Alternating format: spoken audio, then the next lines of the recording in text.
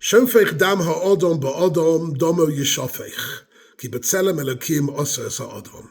Here for the first time we are given the beginnings of a moral code in the Torah which become the Sheba Mitzvot B'nai Noach, the 7 Noachide laws, and they are really the way in which the Torah draws the all-important line which differentiates between barbarism on the one side and civilization on the other side.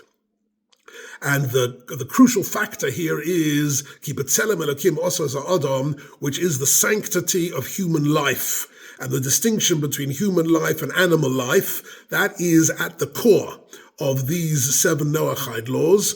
If you want to know more about the 7 Noachide laws, look at the Rambam Hilchos Malachim chapter 9, it spells them all out.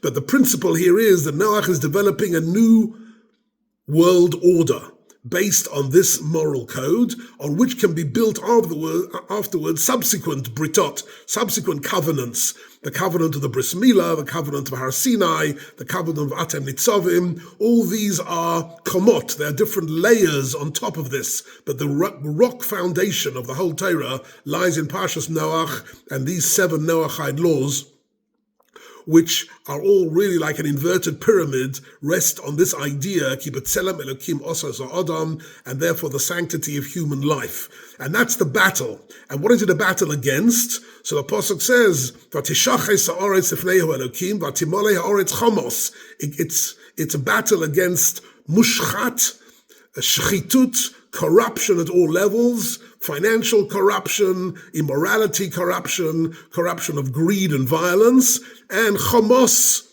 Chet Mem Samach. It can't be by chance that the Torah chooses more than once in this week's Parsha to use the word Hamas, as the word which captures exactly this level of barbarism and savagery, which was the cause of the flood and the Mabul. Interestingly, the Hamas themselves calls this uprising of the 7th of October, calls it the flood of Al-Aqsa. So it's very fascinating that there are echoes in this week's Parsha, which give us Be'ez Hashem hope that indeed the enemy and the savagery and the barbarism will be wiped off the face of the earth. But it reminds us clearly that the battle that's being forced here, that we're fighting, that Klal Yisrael are fighting at the moment, is not just a battle about the land or territory or ideology. It's a battle between, as Bibi said in the American. In the American government, he spoke about the battle between a civilization and barbarism, and that's exactly Parshas Noach and the Sheva Mitzvot B'nai Noach. It's interesting to have a closer look at Noach himself, because Noach himself is a complex individual. Witness the fact that he starts off the Parsha as being Noach Ish Tzadik Tomim Hoyo B'Darosav, a man of the greatest spiritual caliber. There's no other person in the Torah called a Tzadik Tomim. What's interesting is that by the time we get to the end of the Parsha, Noach has not succeeded in being the foundation fully of a new order, and he becomes an Ish Ha'adama, and he's depicted as having drunk too much, and he's not able to rebuild completely, but he is able to justify the survival of mankind and to establish a covenant with HaKadosh Baruch Hu. So it's very interesting to see what sort of person Noach was. Now, on the one hand, we see that the Rashi brings down in the very, very first pasuk that a quotation from the Gemara in Sanhedrin, Daf Kuf Ches, which are Machlokes Reb Yochanan or Rish Lakish, about how to read the word B'dorotav, in his generations. So the word B'dorotav is in some sense a qualifying word. He's called a Tzadik Tomim, a perfect righteous man, but then it says B'dorotav. So B'dorotav could mean, says Rabbi Yochanan, that it means that only relative to the corruption which surrounded him, he was a tzaddik. In other words, the word B'dorotav comes to minimize his status. On the other hand, it could mean, says Rish Lakish, no, it means that afilu B'dorotav, even though he had no supporting environment at all, he had no chavrusas, and he had no rabbeim, and he had no one to work with, nevertheless, he was a tzaddik tomim. So how we read it exactly is something of a debate, and there's an ambiguity involved here. And it's interesting, this ambiguity reflects itself later on in chapter 7, when it's time to go into the Teva. It's time to go into the ark. So HaKadosh Baruch Hu tells Noach on the 10th of Iyar that it's time to go into the ark. Right? But in actual fact, a few psukim later, it says that, and HaKadosh Baruch Hu says to him, in 7 days' time, the cataclysm of the flood will start. And then it says that Noach went into the Teva, mipnei mei hamabel. So Rashi learns that mipnei mei hamabel means that he actually didn't want to go into the ark. And he didn't believe completely that the flood would take place. And he only went in when he was going to get drowned if he didn't go in the last second. There was another parish in Pirkei Rabbi Eliezer, which says no, he didn't go in on the 17th in the last second. He went in immediately when he was told to go into. The Ramban brings it down.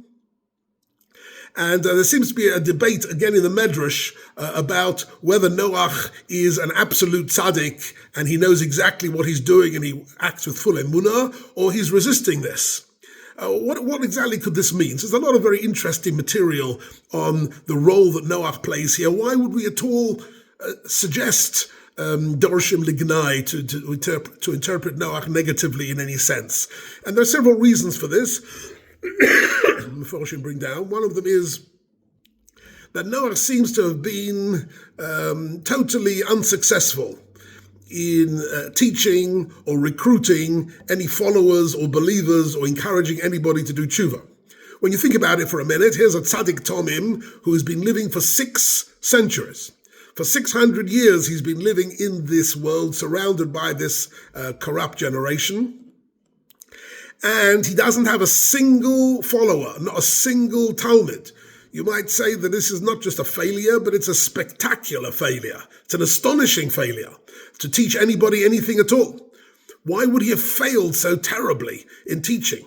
Clearly, possibly he believes, and this is Lev Yitzchak of Berditchev understands, that he was lacking emunah. Doesn't mean he lacked an emunah in God. He lacked emunah in himself. He didn't believe that he could make a difference. He didn't believe that he could change people's minds. He also didn't believe that he could daven to HaKadosh Baruch Hu and change his minds. He didn't have enough of an emunah in himself. That's how Lev Yitzchak Berditchev learns this. But in actual fact, I saw a very interesting thing Rabbi Yaakov Kamenetsky writes about why, in fact, Noach was so unsuccessful in teaching other people. And he says something based on various sources. So he says that Noach indeed tried desperately hard to teach them to keep away from Avodah Zarah and paganism and various forms of theft and corruption. And he was teaching them all the time to live a life of Yiras Shamayim and Emunah, but he didn't understand the zeitgeist. He didn't understand what was really motivating people to live this life of corruption. And what was motivating them was actually that they were committed so deeply to a wild, promiscuous life. They couldn't detach themselves from sexual promiscuity and from Gilui Arayos, and everything was justified only because of that. And therefore, because he didn't understand the root of it, he was teaching them the wrong thing. He was teaching them about HaKadosh Baruch Hu, where he should have been teaching them more about self-control and about morality. And he was teaching them the wrong lesson. I'm reminded of some of I've heard more than once from teachers in high schools when they have teenage boys or even teenage girls. Teenage boy comes to them and says, I'm beginning to have doubts in my belief in HaKadosh Baruch Hu, so that the teachers know that what this really means is I'm beginning to have doubts whether I can control myself in terms of physical contact with my girlfriend. That's really what he means.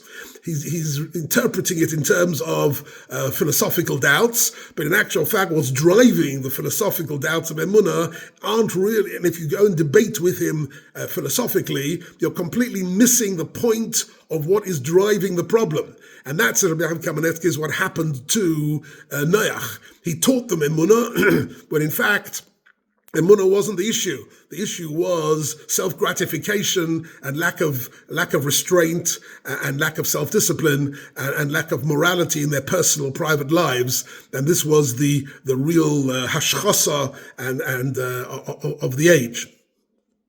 Al kol ponim, Noach remains for us a crucial individual who is able to lay the foundations for all future generations to have a covenant with HaKadosh Baruch Hu, to have a moral code, to oppose the Hamas and the hashchasa, the corruption that exists, and in that sense gives us a sense of optimism for the future, that HaKadosh Baruch Hu won't allow this sort of corruption and barbarism to spread around the world, that he will indeed help us, Be'ezus Hashem, to eradicate this Hamas from the world.